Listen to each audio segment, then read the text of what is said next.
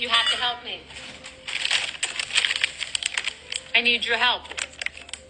As a food scientist, food product developer that has worked for a ready-to-eat popcorn company, that was also the regulatory person there that made the nutrition panels, I feel uniquely qualified to talk about this topic. So what she was doing there is this specific brand of popcorn there. I think it was a sugar cinnamon variety of their popcorn. She was measuring out the cups per bag. So on the nutrition label, it said 5 servings per container and about 2 cups per serving, meaning there should be about 10 cups per bag. And when she weighed it out, there were 5 or 6 cups. And so each cup should weigh about 14 grams if 2 cups equals 28 grams. You can see as she was measuring these out, they were heaping cups. So when we measure density, because you have to figure out density of the product to determine cups per serving. And in the US, we have to not only put a gram weight per serving, but we have to put a household measurement per serving as well. So cups, tablespoons, if it's like crackers, you do the number of crackers,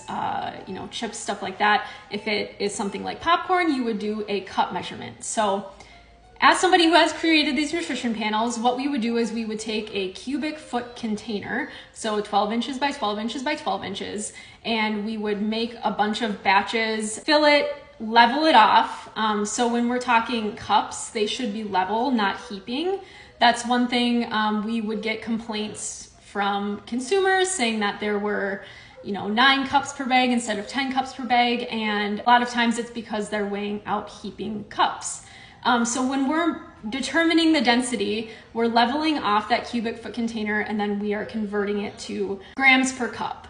So that's one reason why it might be a little bit variable from what you're weighing at home. The other thing is popcorn is something that is variable. So each piece is not the same. Each cup is not the exact same weight. So we are averaging it out.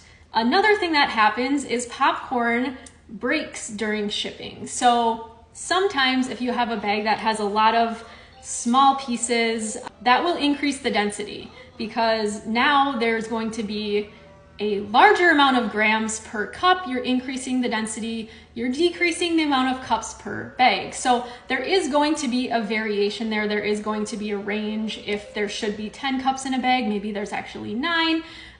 What she was showing here was maybe like 6 or 7 cups, and that is far off. It shouldn't be that far off. Not saying that what they're doing is correct or that their measurements are correct. I'm not sure. Maybe I'll get a couple bags in and I'll measure it myself. But there is going to be a range, especially something with, something as variable as popcorn is. Now, the other thing is a lot of things can affect the volume of a piece of popcorn. So the initial moisture of the popcorn kernel will affect how it pops. The popcorn company I worked at, we had a tight range on our specifications, ensuring that was similar moisture every time to ensure that the volume doesn't change too much. So that's one thing that can impact the volume, impact the density, impact the cups per serving. Another thing, when you have something like kettle corn, cinnamon sugar, if you've ever bought kettle corn, sometimes you'll get little sugar clumps on the bottom or pieces that are really, really coated in sugar. Obviously, those are going to increase the density once again. So the bags are filled based on weight. And so if you're filling that based on weight and there's a lot of sugar clumps or there are a lot of very coated pieces, density could be higher in that bag of popcorn, and so you might get fewer cups.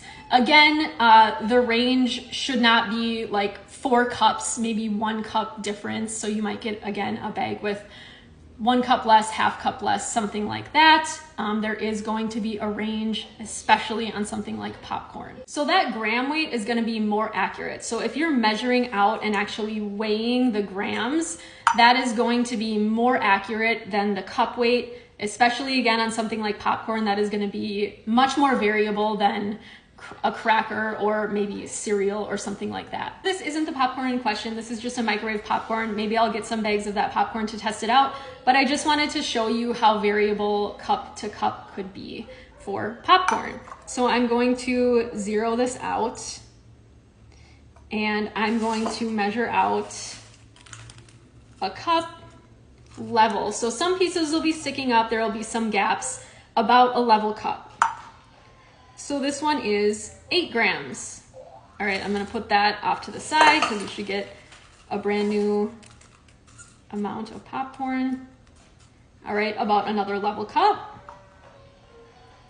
This one is 9 grams. Another level cup. This one was 7 grams. So there is going to be some variation. The other thing too is a lot of times these products are made at different co-packers. So you might have one co-packer making it, you tested the density, you have it dialed in, and then you start producing at another co-packer and there's slightly different equipment, maybe different humidity in the facility, all these different things that will impact the volume of the popcorn. And that will impact the volume, can impact the density. Those are things obviously QA is measuring to ensure that they stay within that range. But those are just some things that can impact the density of a product like popcorn. And like I said, again, if a bag is particularly banged up during shipping, you could get a bag with a lot of small pieces, a lot of fines on the bottom. And so you would get fewer cups per bag. I actually really hated calculating this measurement because I knew it was so variable, and I knew that if somebody was measuring out the cups per bag that we were going to get complaints. I wish that something like popcorn didn't need to have a volume measurement on it because, like I said, the bags are being filled based on grams, and the gram weight is what determines the nutrition label, so that is more accurate. And that would be much more accurate as a consumer if you're weighing out the grams instead of weighing it out in cups. However, it is more convenient for consumers to weigh out in cups, so that's why that is on the label as well. I hope that clears it up. Again, I'm not saying that that particular one that she was weighing out is correct or that it is within an acceptable range. It could be that it is incorrect and their density measurement is off. I'm not sure, but that is just explaining some of the variability with a product like popcorn.